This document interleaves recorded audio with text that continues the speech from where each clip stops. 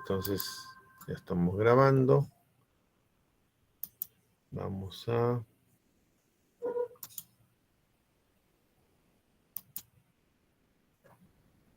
22. Gracias. Estamos acá. ¿Me hacen memoria, por favor, dónde nos quedamos?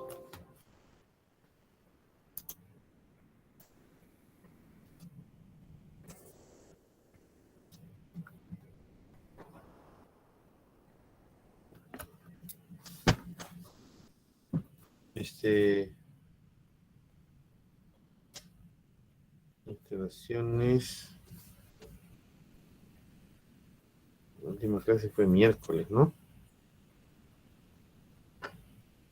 Vamos a entrar, creo, a lo que va a ser.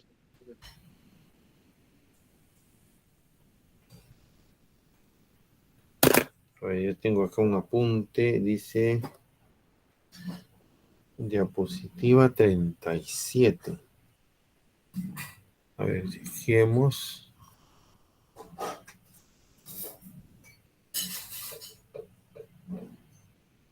Allá, circuito de derivados. A ver. Veamos acá. Entonces vamos a compartir toda la pantalla. A ver, ¿me confirman si se aprecia? Sí, profesor.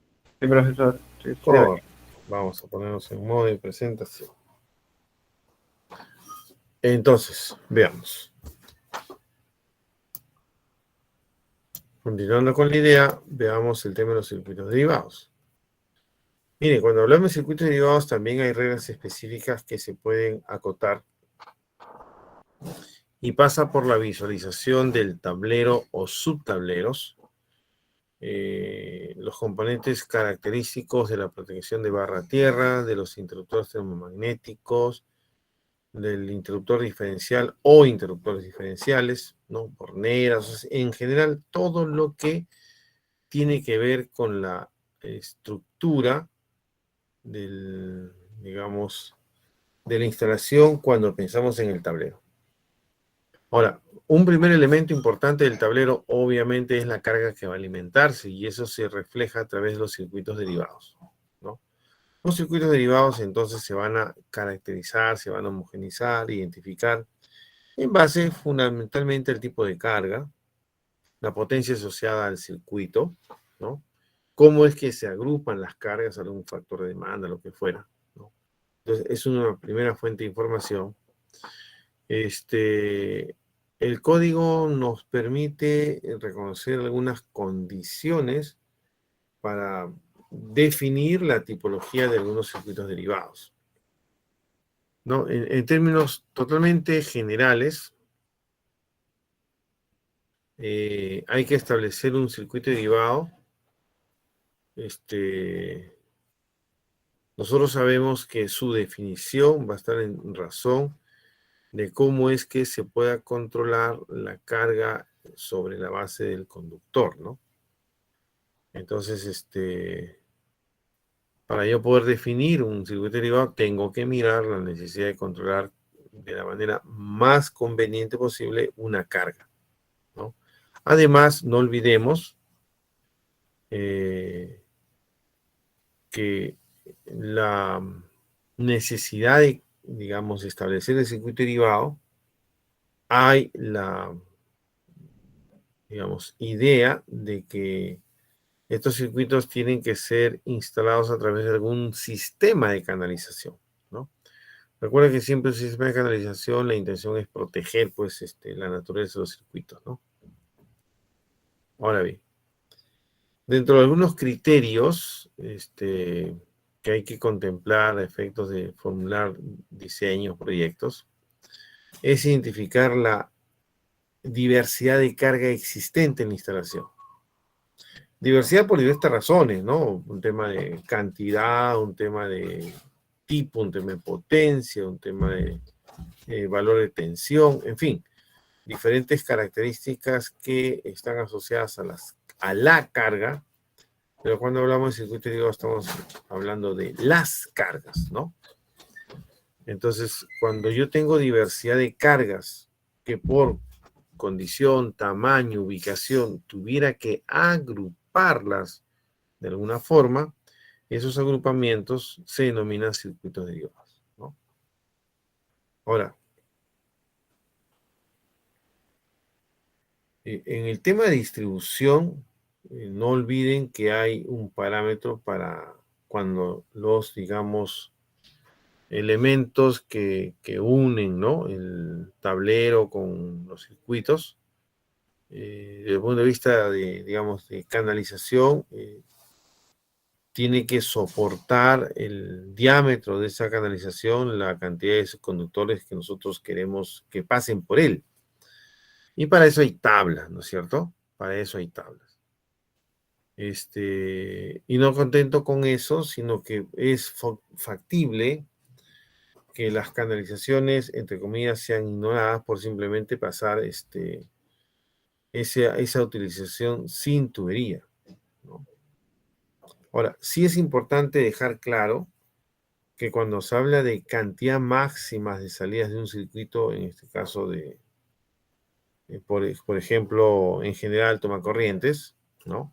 O por ser la precisión de cualquier circuito derivado de dos conductores, la cantidad máxima de salidas es de 12. Esto sí, por favor, tengan mucho cuidado con lo que estamos señalando, ¿ya? A veces, la extensión de la regla no siempre funciona. Me explico. Cuando se precisa que la cantidad de salidas máximas en un circuito derivado no debe pasar de 12, esta acotación se mide y se entiende mejor cuando lo que se incorpora a esa redacción es el tema de los circuitos derivados que no sean de dos hilos.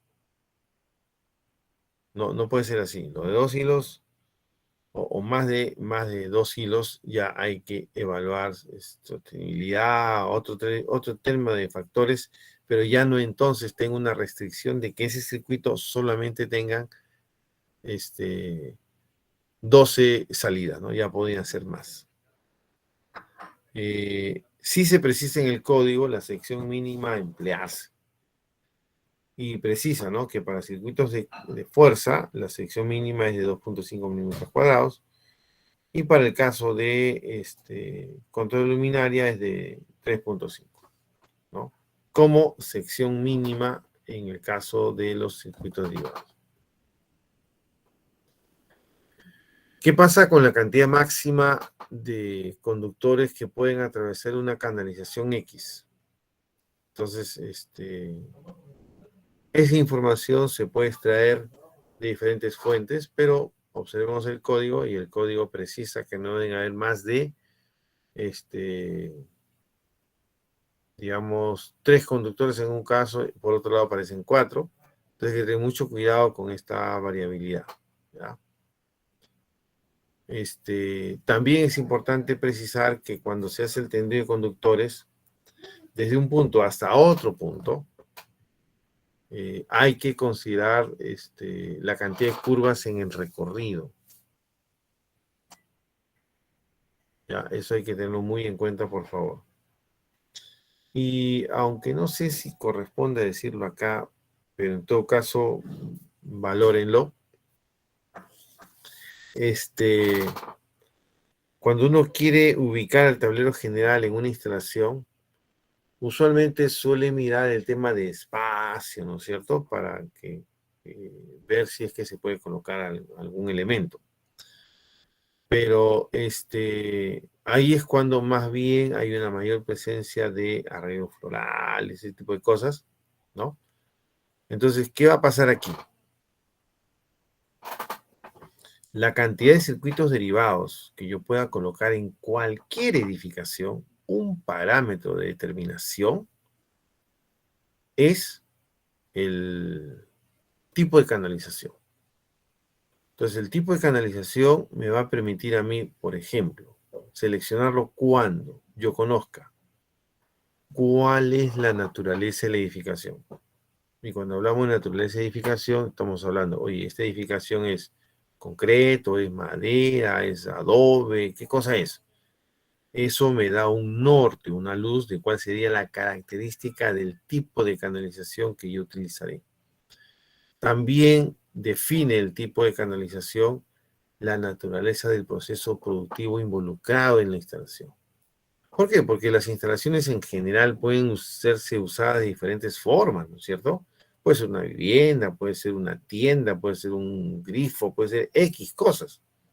Y en cada una de ellas hay un circuito derivado.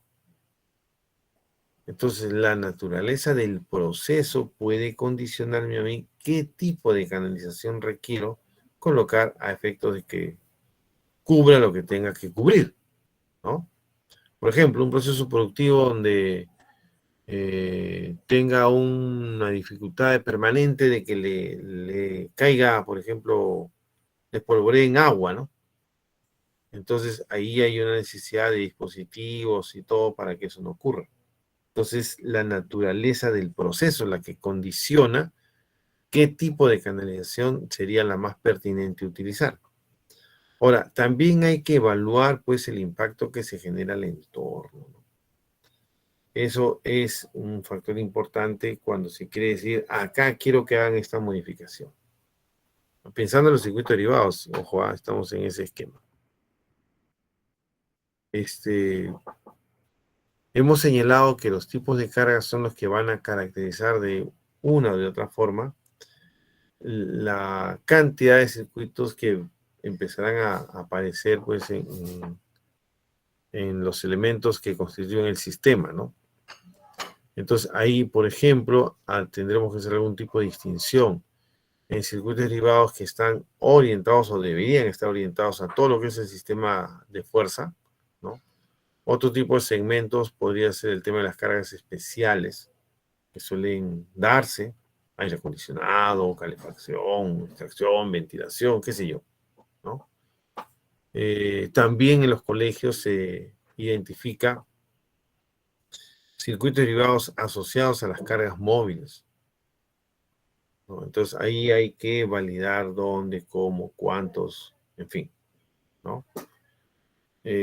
Cuando se piensa en los tomacorrientes, siempre se piensa en esa condición de visualización donde un tomacorriente me libra la necesidad de mover un caso, una cosa, ¿no es cierto? Ya me queda cerca.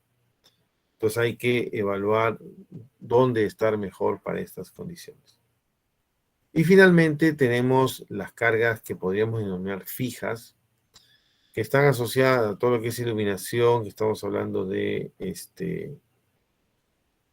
por ejemplo, aquí la regla de alambrado, qué hace, qué se hace si es que no se cumple, qué condiciones hay.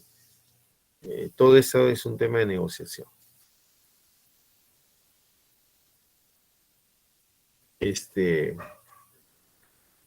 Para hacer el diseño, por ejemplo, de los circuitos derivados asociados a cargas de fuerza, ¿qué es lo que hay que, digamos, garantizar? Un reconocimiento, ¿no? Para saber si tienen o no tienen, digamos, algún tipo de condición particular, ¿no? Temperatura, qué sé yo.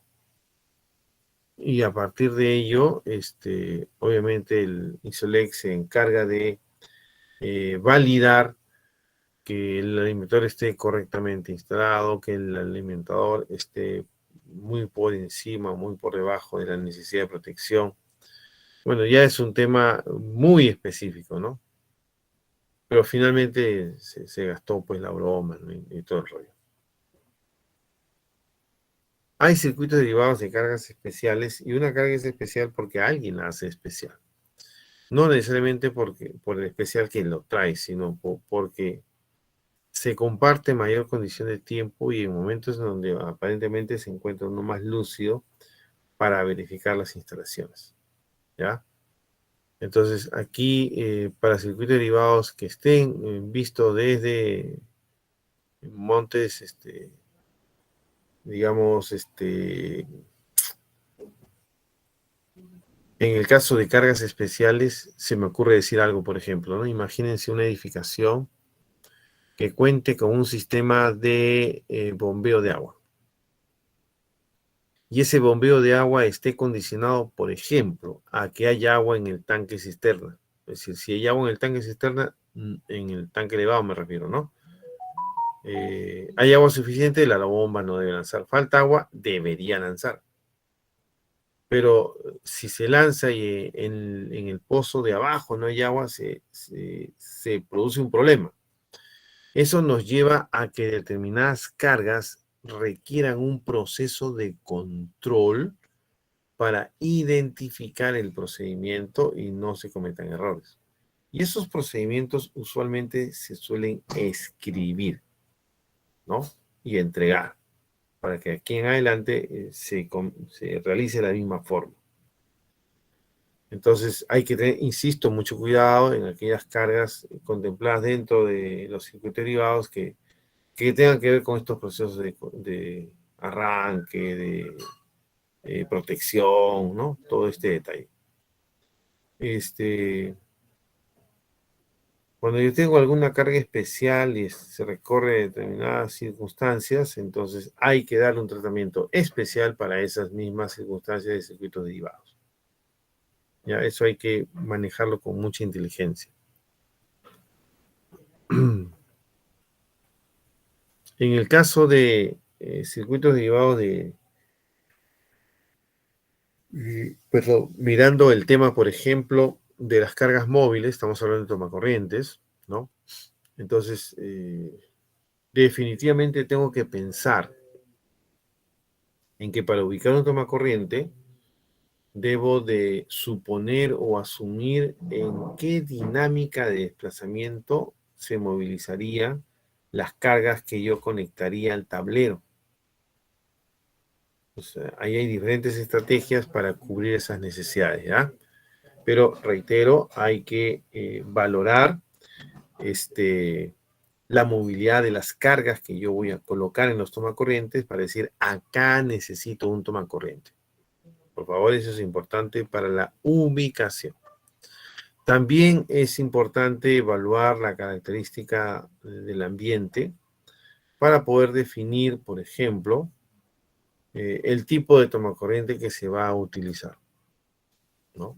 Sí, pues porque la condición ambiental nos va a decir qué tan riesgoso es ponerlo en tal en cual sitio.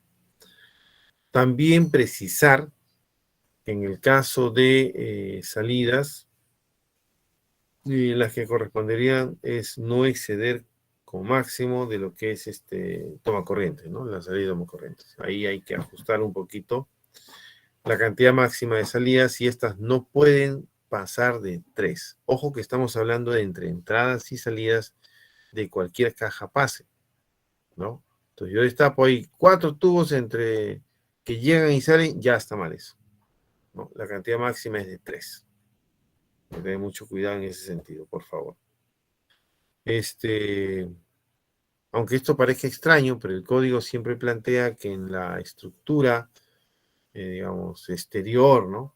Siempre por lo menos tiene que haber un proceso a partir del cual como que se descarga la idea, ¿no? De poner demasiados conductores, de ahí la limitación de solamente 3 salidas, ¿no? Entre entradas y salidas, entiendo. Dicho de otra forma, mirando la caja de pase, ¿no? No pueden haber más que 3 canalizaciones que ingresen a esa condición, ¿ya? Cuando hablamos de cargas fijas, o sea, circuitos derivados asociados a cargas fijas, ya estamos hablando de algunas cargas en particular que por su naturaleza demanda, el código nos dice, oye, debe ser visto como una carga fija. Es decir, no hay desplazamiento de cargas, ¿no? Entonces ahí podríamos mirar las refrigeradoras, los hornos microondas, ¿no es cierto? Dispositivos de esta naturaleza que sí tienen una condición de dependencia de esa forma. Siempre que se piense en la idea de concentrar las cargas de alumbrado, ¿no? Que son cargas fijas básicamente, ahí lo que hay que valorar desde el diseño es las situaciones de digamos, conformidad del modelo, de la forma de control, el quitar, el avanzar, en fin. Y en cuanto a salidas, para el caso de, digamos, valorar el tamaño, la cantidad ortogonal, la típica, dice, oye, la cantidad máxima no debe pasar de 4. Entonces, mientras que por un lado de tomacorriente dicen no más de 3, acá nos dicen no más de 4. Y hay que tener muy en cuenta ese detalle al momento de mirar los planos. O sea. Ahora, vamos a entrar al tema de los circuitos derivados, pero que están asociados al alumbrado. ¿Y por qué digo esto como elemento importante? El caso de los circuitos derivados que están encaminados a satisfacer la necesidad visual, recuérdese que toda edificación en general, toda la edificación, en la medida que apliquen todos los marcos normativos para evidenciar funcionalidad del tipo de carga, acá hay que considerar que todo lo que se refiere al alumbrado, la pretensión es que se ofrezcan las condiciones, digamos, que garanticen desplazamientos por su necesidad visual, ¿no? Ese tipo de cosas. Pero ¿qué resultó? Pues cuando ya se hace todo este rollo, se comienzan a descubrir que hay circuitos de alumbrado y tomacorrientes enlazados, juntos, no lo puedes abrir, no los puedes independizar. Entonces hay que optar por opciones que nos permitan, por lo menos, garantizar siempre la continuidad del servicio. Entonces, bajo esos criterios básicos de, digamos, de diseño o de ejercicio de diseño, desde el punto de vista lumínico,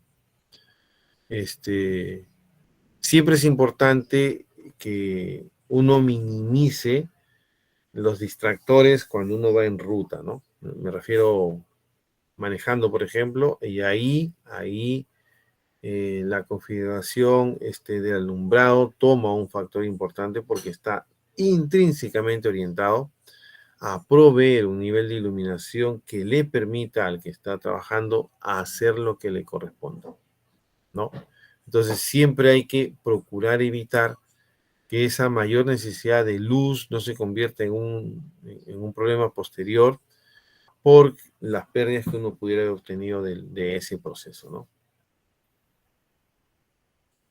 ¿Qué criterios hay que considerar para este asunto del alumbrado?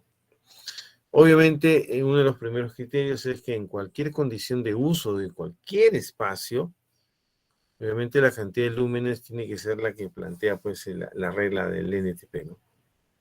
Lo propio ocurre con el tema eléctrico, por cierto, ¿no? De satisfacer las diferentes necesidades lumínicas que un mismo entorno podría eludir, manifestar, ¿no? Hay que considerar si el usuario, por ejemplo, requiere una estrategia de iluminación donde se utilice esta técnica de generalizado, es decir, se plantea directamente, va, se saca y se hace todo el rollo, ¿no? Tanto por el tema de generalización como el tema de locación, ¿no?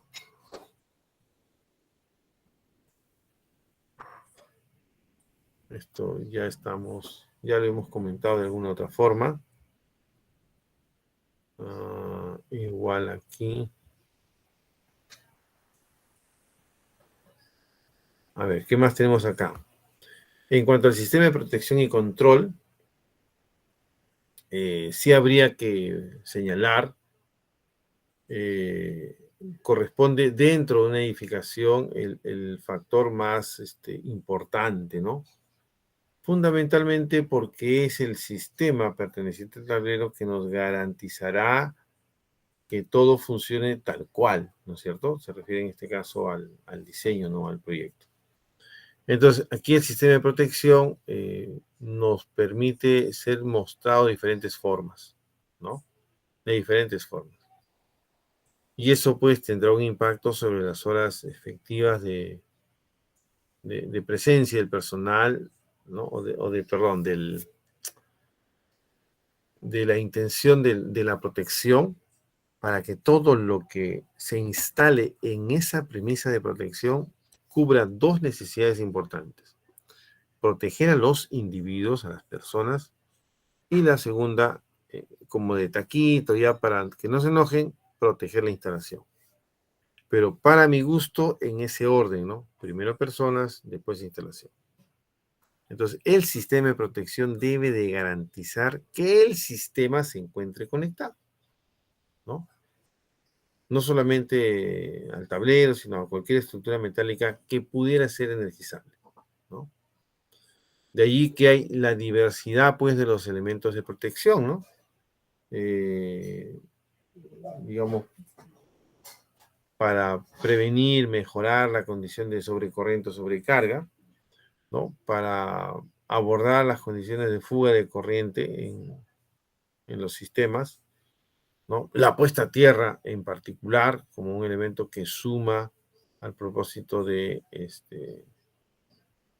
digamos, mejorar los niveles de protección, ¿no? Aquí sí no hay que escatimar, por favor.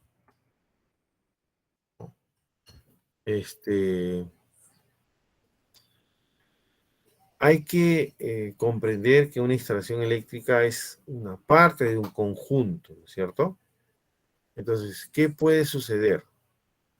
Que cuando uno mira las instalaciones eléctricas, estas deben contar con un mecanismo de accionamiento, digamos, seguro, confiable, y si no, uno se enmarca en todo un rollo de riesgo respecto a lo que se debe haber hecho y no se está haciendo, ¿no? Entonces, ahí precisamos, ¿no? ¿Qué es lo importante del proceso? Que se nos muestra, digamos, la posibilidad de que nosotros cuando diseñamos digamos, la parte operativa del sistema de protección, que hayamos mirado, oye, ¿cuál es la funcionalidad y cuál es la lógica? ¿Cómo es que se ha previsto esta secuencialidad de actuación? Como por ejemplo, desde la intención de proteger y controlar, utilizo los famosos detectores, ¿no? Que no es más que hacer el propósito, verificar uno por uno, por ejemplo, funcionalidad, lógica de operación, la dinámica de los elementos que constituyen el sistema, o sea, los sensores, los detectores, ¿no? Y todos los que de alguna forma suma al propósito de la protección. ¿Cómo defino los elementos de protección? Habiendo tantos, ¿no? En realidad no tengo que hacer una distinción, tengo que ver cuál de ellos es el que más rápido o de mejor figura se puede requerir desde un punto de vista del diseño, ¿no? ¿Qué más podríamos comentar acá? Cuando tenemos protección nosotros solemos decir en línea, ¿no? En algunos casos, lo que hay que observar es que debería aperturar en el escenario que se ha señalado un tema de pagos voy a decirlo de esta forma, como una sobretasa al valor pactado inicialmente, que tiene que salir, ¿no? de ese tipo de requerimientos, ¿no? Entonces ahí hay que valorar qué más nos dice el expediente al respecto.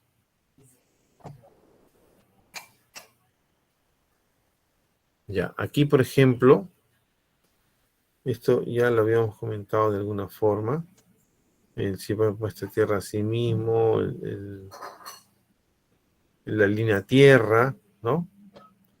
Que ya son aparentemente no previstos, pero que obviamente son naturalmente incorporados al proceso, ¿no?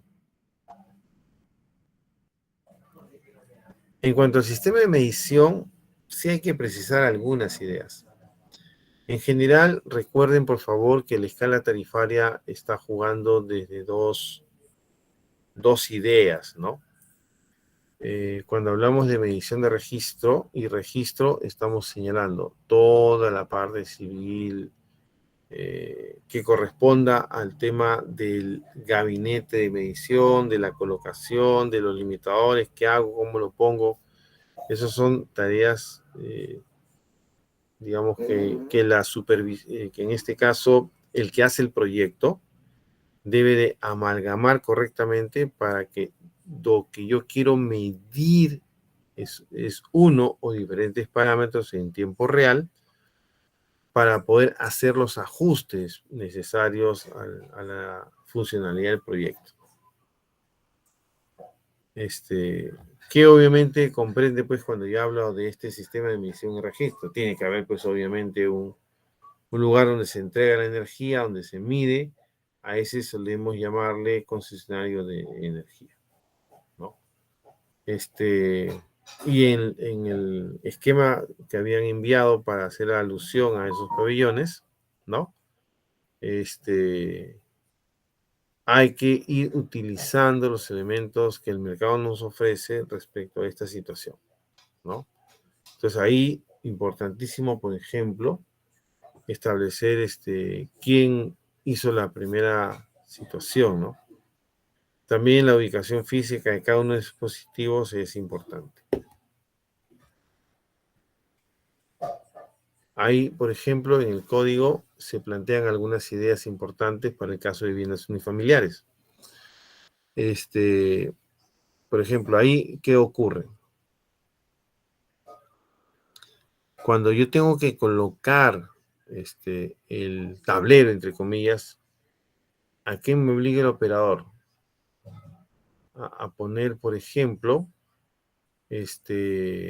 un murete, en el caso de que no cuente con un murete. Entonces, se pone un murete y en ese murete se coloca, pues, el equipo de medición, de registro, ¿no?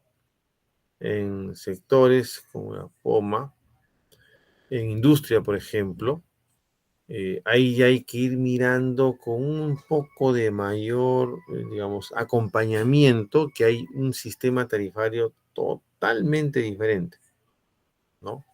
Entonces hay que analizar cuál es la estructura, quién le cobra así, asá.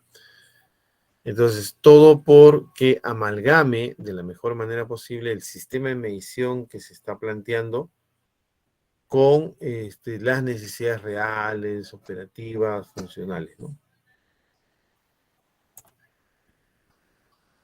Y aquí ya se dan una serie de comentarios enlazados estrictamente al marco normativo.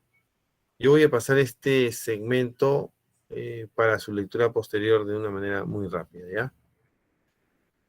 Es lo mismo, solo que descrito así de segunda, como quien dice, ¿no? Acá acaba en el 1D y acá comienza con el otro número 2B, ¿no? Entonces, solamente está haciendo mayores alcances a la intención del reglamento.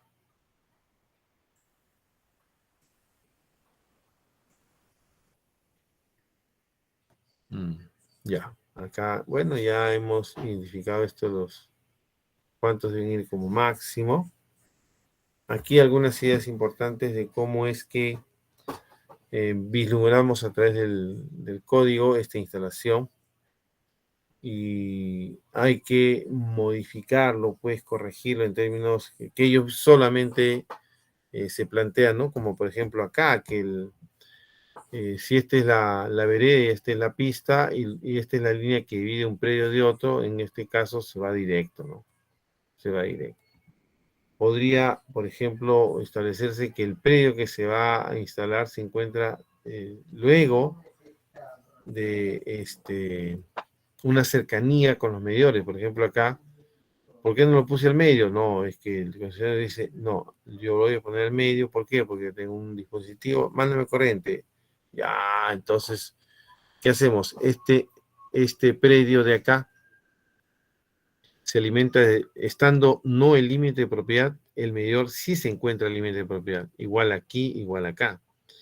¿Cuál es la diferencia de con estos dos? Que mientras que por su condición tiene una cometida específica, ¿no?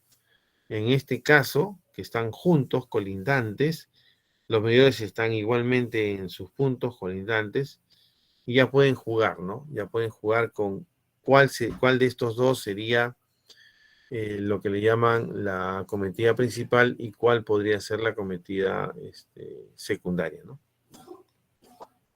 Estos más o menos son los formatos que ofrecen los operadores a cualquiera que obviamente pague la tasa que corresponda a la información, pero te muestra este tipo de esquemas cómo deberían ir quedando esos medidores en razón de cuándo se empieza y todo esto, ¿no?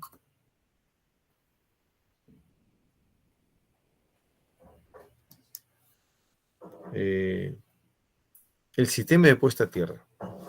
Miren, cuando se habla del sistema de puesta a tierra, hay varias cositas que decir.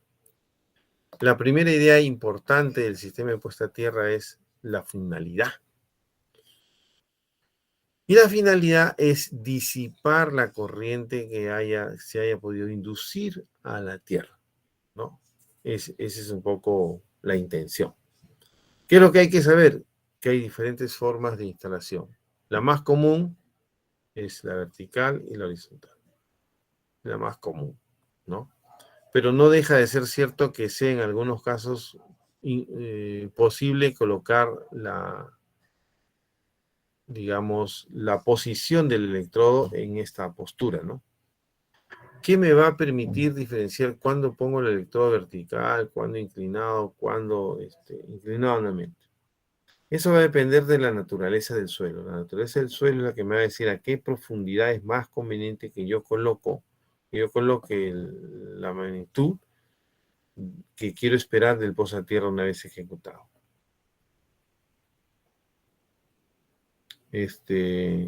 Ahí, por ejemplo, se señala de que el sistema de puesta a tierra, si en tanto no se dice otra cosa, se debe asumir que es una denominación, ¿no? Me refiero al sistema de puesta a tierra, orientado a protección muy, muy, muy rápida, muy fina sobre ese tipo de concepto, ¿no? Ahí es cuando nuevamente se escucha que la normalización te pide 25 ohms y está encontrando valores, digamos, diferentes. Y alguien por ahí, oye, manéjalo por acá, por este otro, qué sé yo. No, cada quien ya toma sus criterios y ha hecho un proceso reflexivo, ¿no?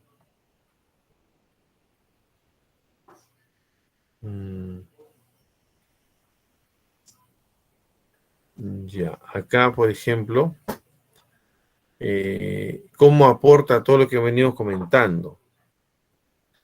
La frase al final creo que puede eximirme de comentarios, ¿no? ¿Qué dice, por ejemplo? Su característica constructiva puede ser vertical, horizontal. Se me está dando información, digamos, orientada a ir culminando las cosas, ¿no?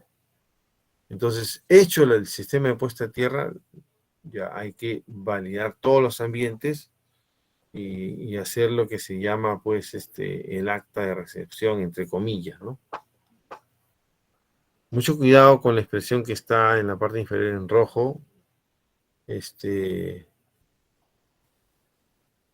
Ahí ya básicamente uno como quien dice, no, eso ya lo hace otro y lo dejan, lo desconectan y al final es un serio problema. Estos son los elementos característicos de un sistema de puesta a tierra, ¿no?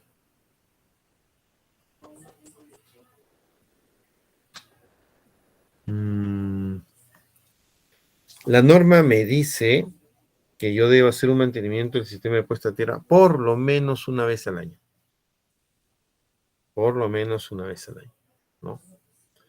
Y hay necesidad de valorar si todas las instalaciones, ¿no? Están en esa línea de ideas, ¿ya?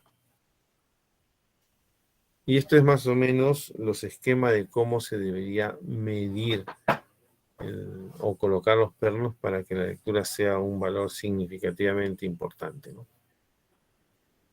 Y algo está funcionando mal en esa idea. Esto es importante comentar porque usualmente uno comete un error. En el manejo de las tablas van a encontrar la tabla 16, la tabla 17. Por ahí vamos a empezar a añadir negocio y ya veremos. Pero aquí sí, la tabla 17 orientada a seleccionar el conductor de puesta a tierra en mérito a la sección del conductor involucrado en el proceso, mientras que en el caso de la tabla 16 es una tabla que se aplica para efectos de establecer la mínima condición de la sección del conductor para aplicarlos en los denominados enlaces equipotenciales, ¿no? O sea, para llegar a los tableros, todo ese rollo.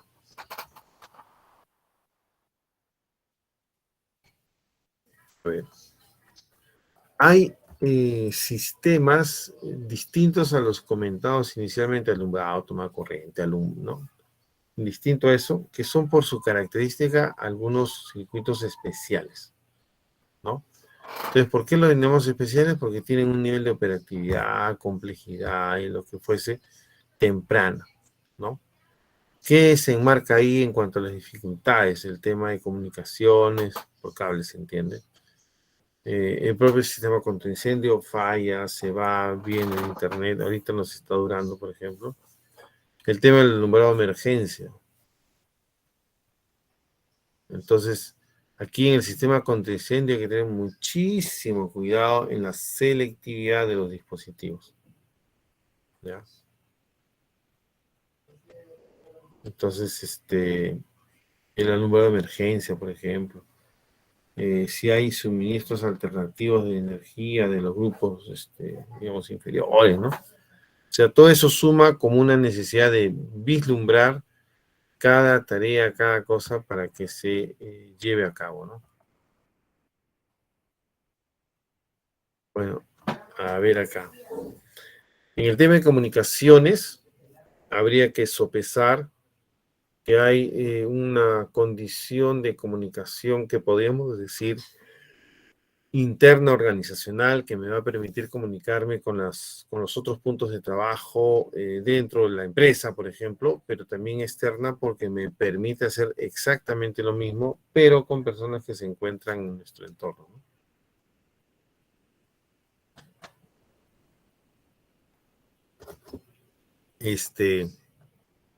Aquí, por ejemplo, algunos pincelazos muy rápidos de los elementos que se utilizan en una instalación cuando se habla de sistemas contra incendio. ¿Cuál es la idea importante? Que todos los elementos que constituyen una protección bajo el sistema de contraincendios para sumar en el proceso de prevenir mayores, digamos, situaciones, vamos reconociendo en el sistema de contraincendio que es posible incrementar los niveles de seguridad. Entonces acá un sistema de contraincendio me trae la posibilidad de que yo coloque diversos elementos en la instalación. Por ejemplo, esta es la tubería de presión, acá está su válvula y aquí hay lo que se denomina una mejora en el splinter del rociador de agua, ¿no? En el sistema contra incendio, esto es un detector, por ejemplo. Ese es el propio sistema contra incendio, bueno, en función a sus necesidades. Lo cierto es que las diferentes estrategias de suspensión del fuego es lo que en algún momento habrá que hacer precisiones, ¿no?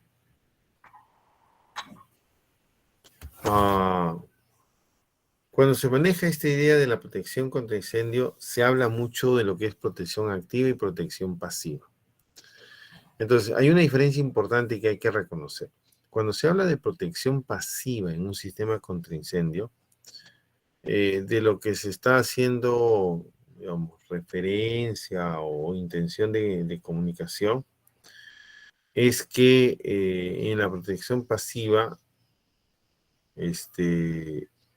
los elementos que constituyen el sistema son elementos que no están directamente interviniendo contra el fuego. No es, o sea, no hay una intervención directa, ¿no? Ese es el punto cuando se reconoce una protección pasiva. Y no hay una intervención directa, me refiero a que no combate el fuego de manera específica, ¿no? A esa se le denomina protección pasiva.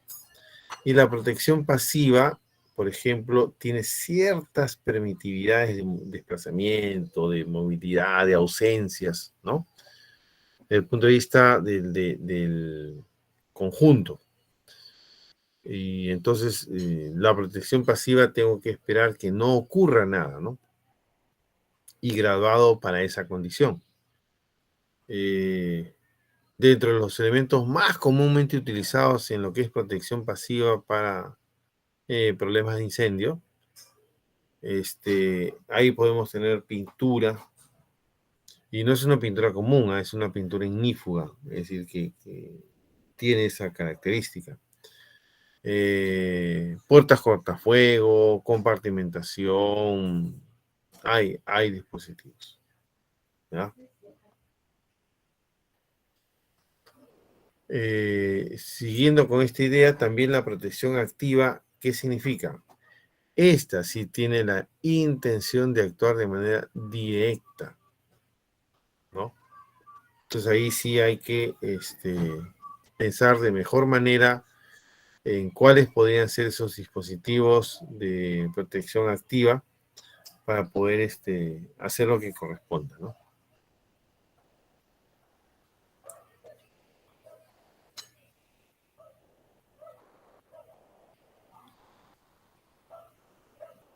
Ya, acá, por ejemplo, hay otra forma en la que se evidencia también la intervención en el sistema contra incendio, ¿no? Las alarmas, aquí, por ejemplo, es otro modelo, ¿no? Este es una ampollita que obtura la llegada de agua a través de esta válvula. Se rompe este vidrecito, entonces el chorro de agua que salía por acá y que golpea este platito se dispersaba. Ahora no, ahora va a ser como quien dice la cara o alguien de las personas donde se aperturará el radio de acción e intervención, ¿no? Esto es más o menos una información que se extrae de la NTP, ¿no? Y les cito específicamente la idea para que entiendan de dónde es que sale esta información, ¿no? Mm,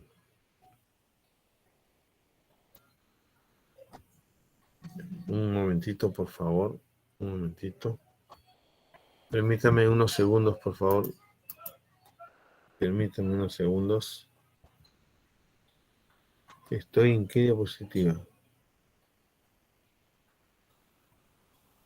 Mm, ya, a ver, un momentito por acá, un momentito. Un ratito, por favor, un ratito. Permítame cerrar.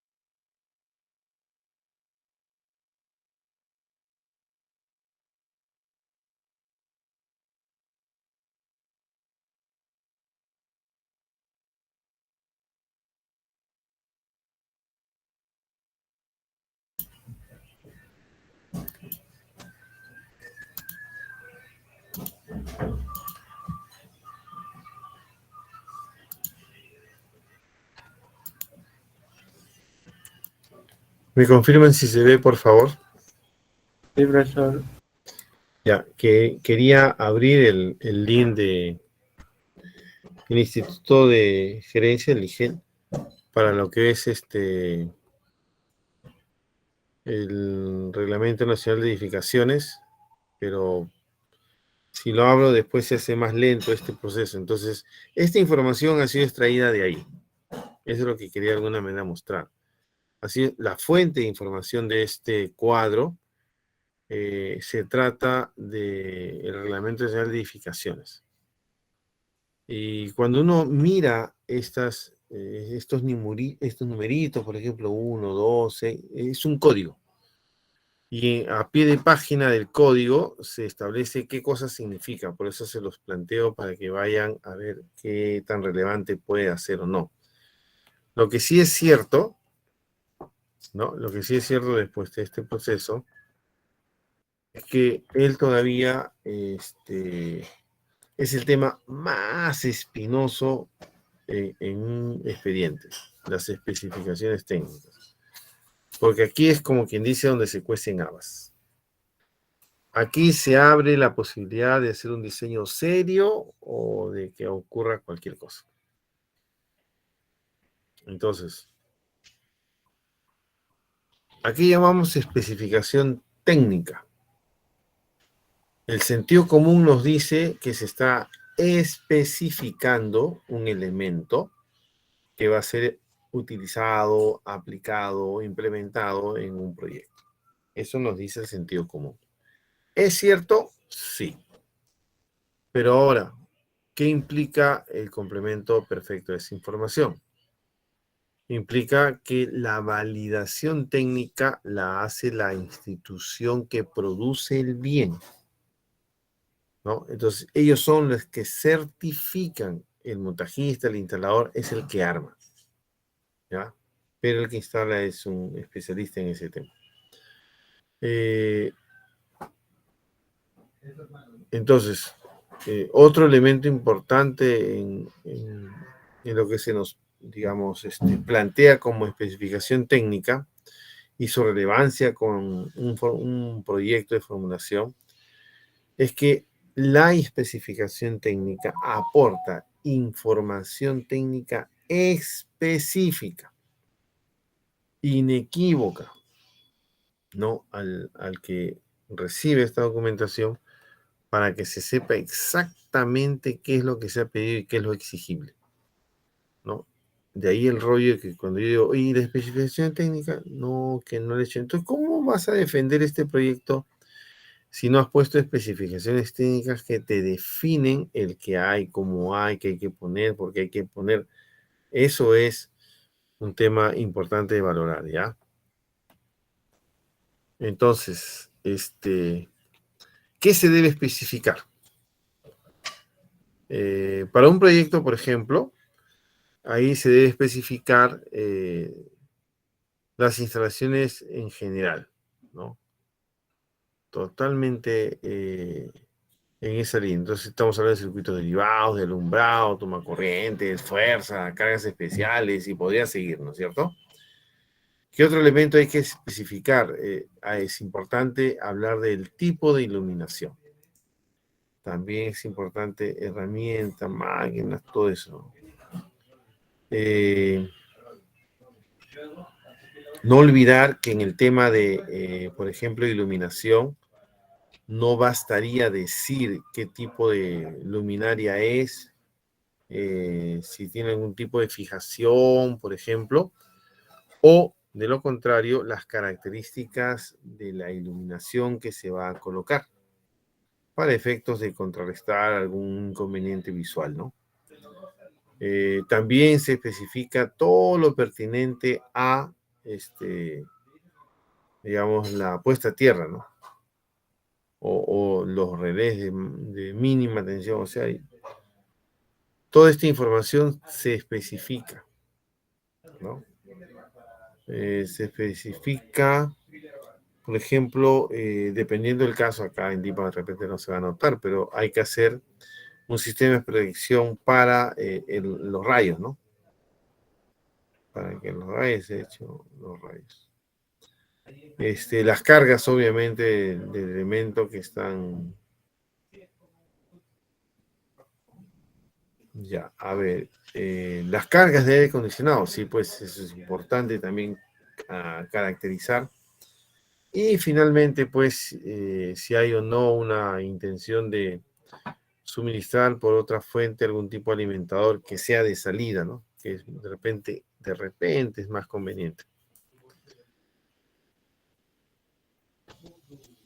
Siempre la pregunta de cajón es, oye, ¿a qué nivel de detalle voy a explicar algo que he encontrado? En realidad, no se puede precisar, a mi juicio, una denominación, un plazo, un tiempo, sino que simplemente notamos a partir de la dinámica de suscripción por Internet de una serie de unidades de negocio, inclusive universidades.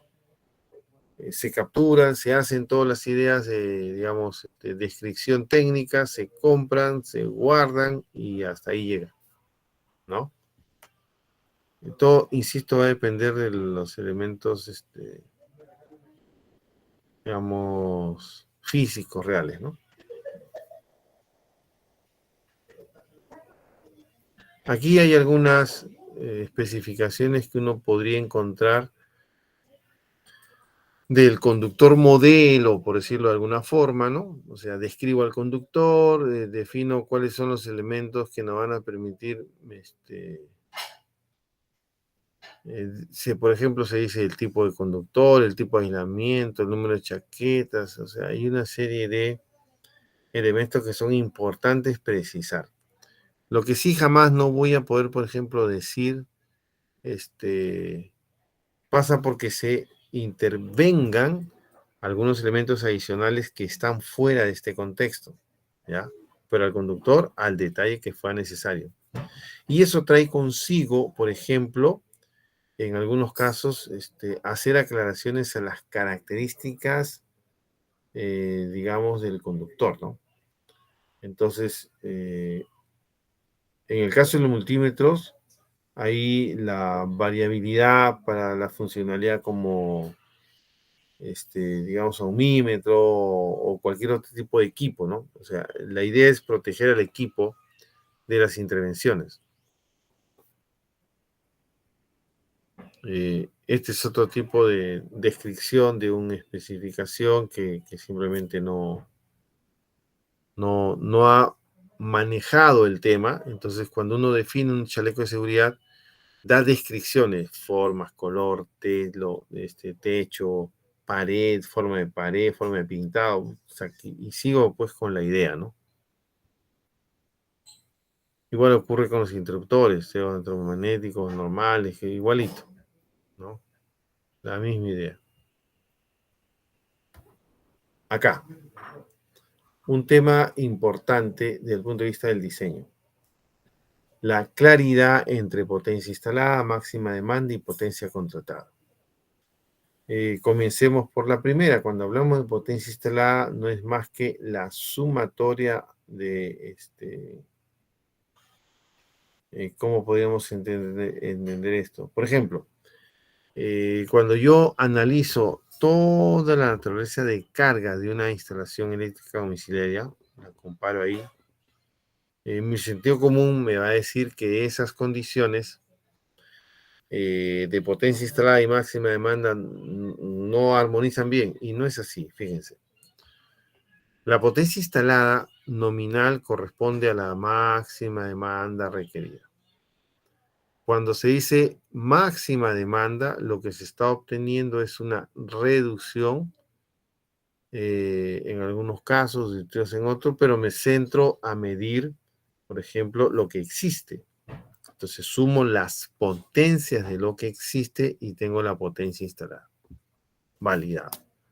Cuando yo me quedo con otro intervalo de tiempo donde se ajusta, entonces hay que evaluar desde qué hora se puede acceder a ellas para iniciar los procesos digamos, de recepción, ¿no? Aquí nos da un primer aquí básicamente lo que se nos está explicando son los dos criterios que ya sabemos que existen para definir la máxima demanda, el tema del digamos, conocer las cargas específicas, ¿no? Entonces abre, toma y vas a poder realizar el proyecto solo considerando las cargas existentes. Entonces ahí tienes un resultado desde el punto de vista del diseño. Entonces dice, no, eso sale haciendo el rosario de esta forma, ¿no? Perdón, haciendo el cálculo de esta forma y considerando las cargas. No, yo no conozco las cargas. Entonces proyecta. Para eso tenemos dos artículos en el código que nos van a ayudar mucho a hacer esto. Hay un artículo en el código, si mi memoria no me falla, es el 050-110, que nos da escalones de potencia que yo puedo asignarle a un departamento en función a su área. Eso cuando yo desconozco el tipo de carga que hay. Pero si yo conozco el tipo de carga, entonces lo calculo sumando las cargas nominales. De eso estoy, digamos, hablando. Y de eso se trata este artículo, ¿no? De plantear la existencia de dos estrategias de obtener la demanda máxima.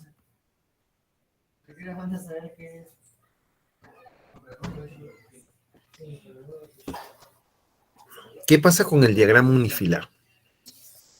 El diagrama unifilar tiene por ventaja en una instalación hacer qué cosa? Mostrarnos la estructura de la instalación eléctrica. Cuando digo de la estructura, me refiero a cómo se ramifica. Por eso hablé de estructura, ¿no? Dónde se concentra, de dónde va, cómo se distribuye, todo lo que tiene que haber. Ese es un diagrama unifilar en base, ¿no? En sentidos simples del concepto. Y se llama unifilar porque se maneja una sola fase, ¿no? Una sola fase. Entonces, ¿qué hay que tener como información para hacer el diagrama unifilar? Todos los circuitos derivados que están involucrados desde un tablero en particular. Entonces, ahí se vuelca todo. Entonces comienza a hacer la verificación. A ver, esto concuerda con esto de acá, mapping, pum, pum. Y entonces hacen un levantamiento de información y preparan el diagrama unifilar. Entonces, hay que organizar toda esa chamba para que se pueda culminar el tema del diagrama con la información. ¿Qué es importante en el diagrama unifilar? Poder visualizar, por ejemplo, la distribución de circuitos derivados, poder visualizar el alimentador, el tipo de barra, ¿no? El sistema de protección. O sea, se van dando informaciones que emergen desde el concepto gráfico digamos, del desarrollo del diagrama unifilar, ¿no? Hay diversos diagramas unifilares, claro, por el tamaño de repente no se aprecian, pero son diversos. Y ya ahí ya por condición de repente de mejor presencia, valor, qué sé yo, pero se trata de trasladarlo hacia el domingo, ¿no? Estos, por ejemplo, son los datos de un tablero, interruptor general, el 3%, circuito 1, control de iluminación general, y me da las características del interruptor termomagnético, y así podría seguir, ¿no? De tal manera que yo, con toda la información que he suministrado, tenga la posibilidad, ¿no? De evaluar cómo armo el circuito, el diagrama unifilar con toda esta información. ¿Qué debo hacer? ¿Cómo debo hacerlo? ¿A dónde voy? ¿Qué ejecuto? ¿Qué no ejecuto? Todas esas consideraciones desde la comprensión de lo que hay en el diagrama unifilar. Y aquí, cómo recoger la información que nos provee el fabricante, por ejemplo, en este caso de conductores, bajo diferentes escenarios digamos, de intervención, ¿no? ¿Qué más nos queda aquí?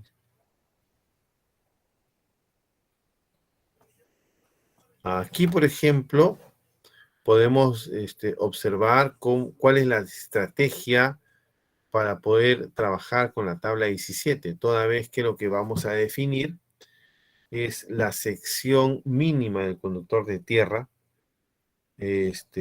o de conductores de tierra comunes, ¿no? Entonces ahí, por ejemplo, se nos plantea una condición en el dato que habíamos dado. Entonces, para nosotros poder, por ejemplo, identificar el conductor de tierra que vaya de la mano con el alimentador, habiéndonos dado el alimentador un valor ya, ¿no? Entonces, mirando pues las posibilidades de conductores, notamos que el más cercano es el de un diagrama tierra, ¿no? Ya habíamos visto eso. Entonces, aquí, por ejemplo, se nos dice, ¿no? Que si ustedes observan esta... ¿Dónde está el puntero? Un ratito. Este de acá, ¿no? Si ustedes observan esto y analizan el ejemplo, van a notar que hay un conductor de 35 milímetros cuadrados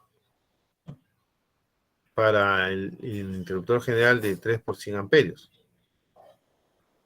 Entonces, ¿cómo manejamos, cómo llegamos a esta expresión?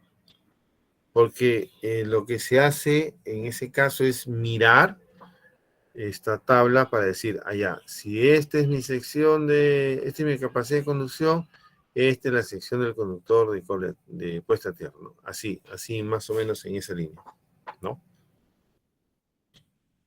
Acá, bueno, son tablas que aparecen en el código.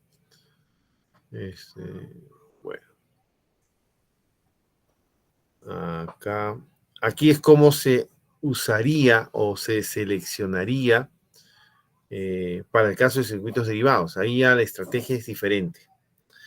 En el caso de circuitos derivados, lo que hay que hacer es en condición distinta, se maneja la identificación de la mínima sección del conductor a través de los valores, ¿no? Entonces ahí se mira la máxima capacidad del dispositivo y sobre ese valor se determina la sección nominal del conductor de tierra.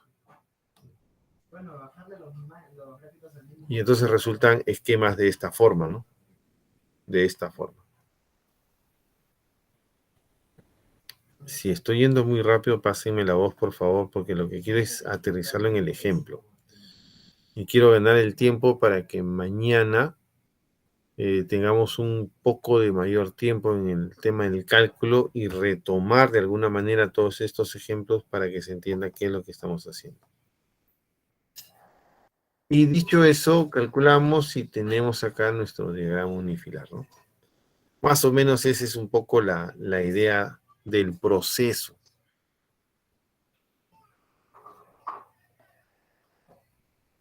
Y aquí es a donde yo quería llegar, ¿no? La propuesta de un proyecto de instalación eléctrica en una vivienda.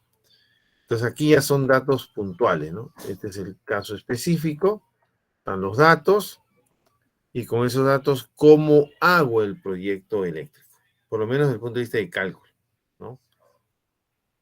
Y esta era la intención de quizás, ¿por qué ir así un poco más rápido y que nos dé el tiempo para mañana a desarrollar a totalidad este ejemplo? Porque fíjense, están las tablas, están los cálculos, están información complementaria, ¿no? Y ya entramos a la propuesta de cálculo, ¿no? Cómo sale un valor, cómo sale el otro, cómo hago esto, cómo acabo de... Y ahí esto no se puede explicar mirando este tipo de diapositiva, sino trabajando el Excel, ¿no? Trabajando el Excel, y así es como debería hacerse. Entonces, hay uno desarrollado y hay varios para su ejercicio. Bueno, confiemos entonces de que el día de mañana aterricemos de mejor manera todas estas ideas, todos estos conceptos, ya con la implementación y la aplicación del ejemplo. ¿Ya?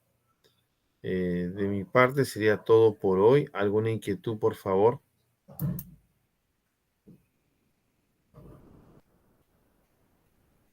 Sí, pero tengo una pregunta. En el diagrama Dígame. unifilar que presentó, Ajá. no sé si podría ¿Mostrarlo comentarme. nuevamente? Ajá. Ya, a ver un momentito. Déjeme regresar.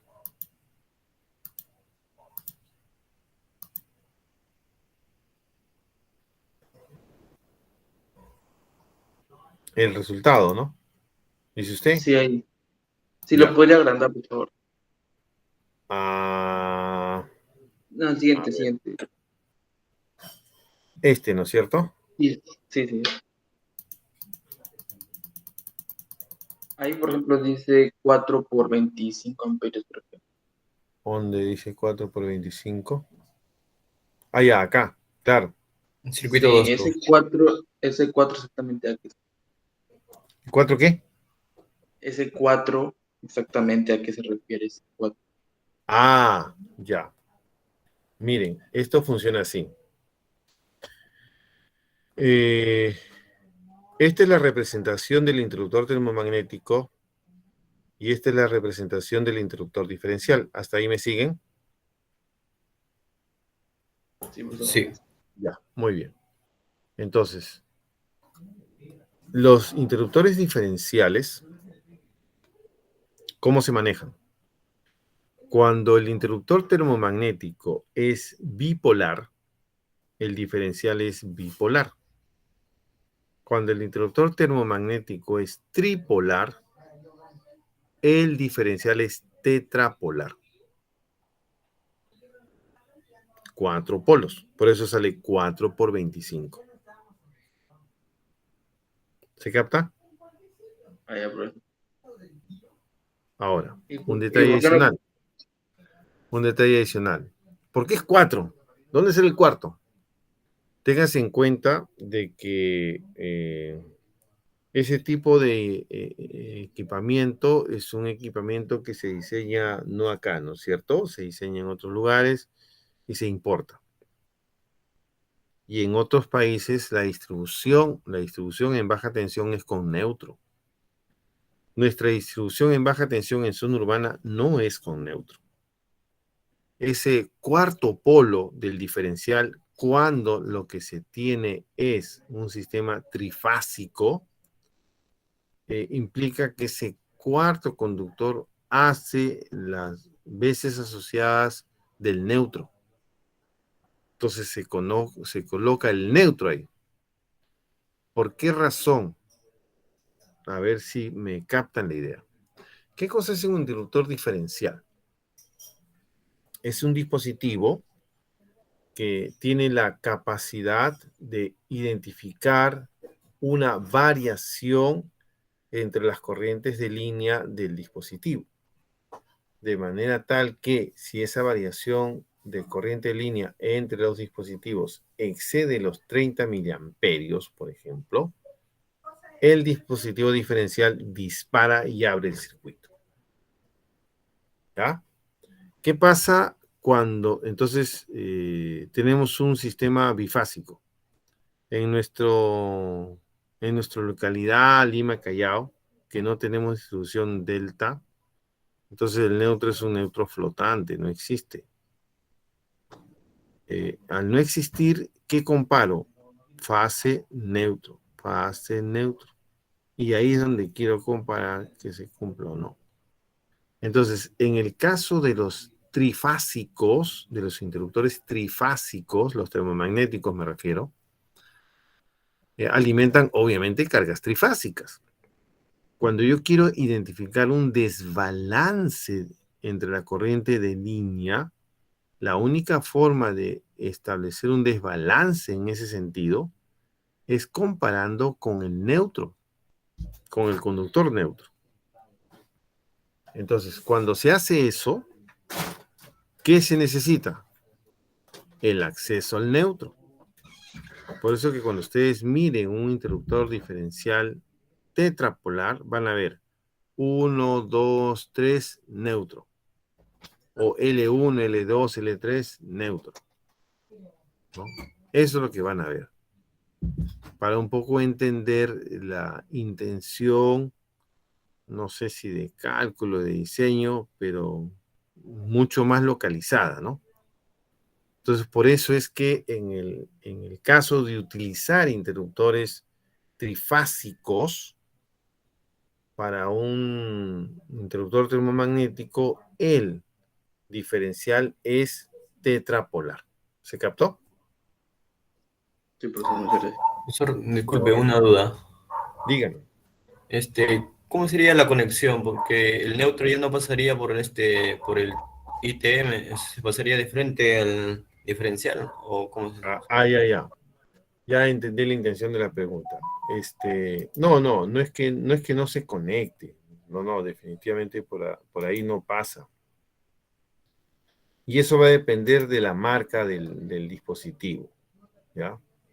Pero por lo general, lo que ocurre o lo que debería ocurrir es lo siguiente.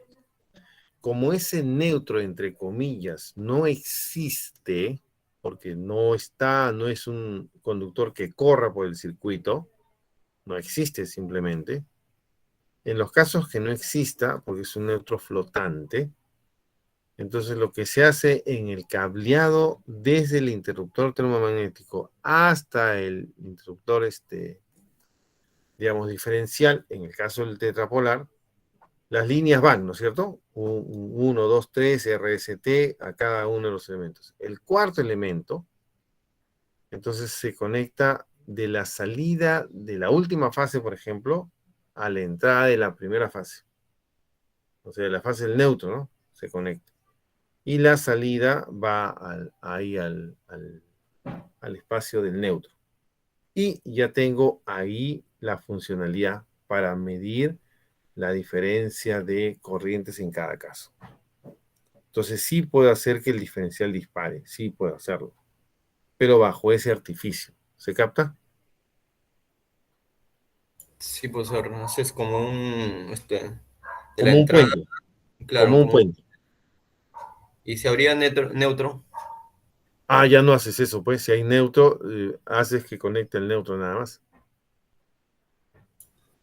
pero para el ITM serían 4 cables, ¿ya? Tres No, cables, no, tres. no, no, no, no. Los interruptores termomagnéticos no. El neutro, por si acaso, nunca se interrumpe. ¿Ya? El neutro corre solo, no se interrumpe.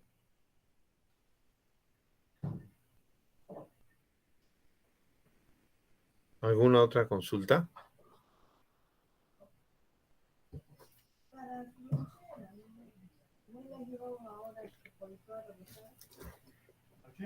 Jóvenes, ¿alguna otra consulta?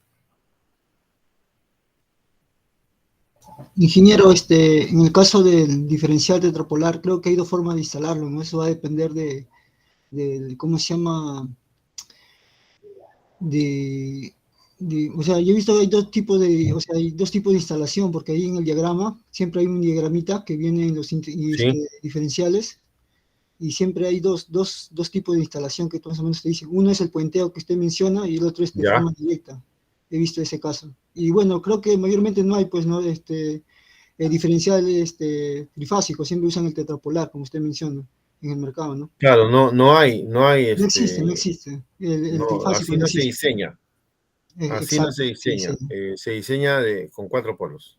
exacto. Pero sí hay dos formas de instalarlo, he visto dos Sí, formas. eso va a depender mucho de la marca. Ajá. La marca digamos, del interruptor que se esté utilizando te dice cómo es que se instala. Sí, sí, eso es así. O sea, no es lo que usted dijo va a cumplir para todos. No, lo señalé, ¿ah? Eso depende de la marca, lo dije. Ah, ya, pues. Pero por lo general es como lo he señalado, ¿ah?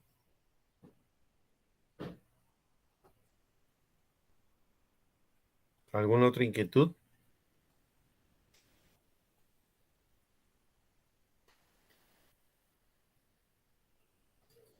Ok, muchachos, entonces el día de mañana vamos a procurar desarrollar al detalle el proceso de cálculo de ese ejemplo, para que todo quede totalmente claro. Y ya con ello ustedes puedan desarrollar pues su proyecto, ¿no? En este caso específico, este primer proyecto lo tendrían que hacer, pero bastante rápido, porque es casi lo que trabajaron todo el semestre pasado. Por eso se habrán dado cuenta que yo he corrido, porque en cuanto a información es casi lo mismo, ¿no? Casi lo mismo. Solamente vamos a ser más finos en algunos detalles de cálculo con algún nivel de complejidad, pero de ahí es lo que hemos visto el año pasado. Eso para quienes llevaron conmigo el curso, ¿no? Los que no, imagino que de alguna forma también han valorado esta situación. Entonces, Dios mediante, nos vemos el día de mañana, muchachos.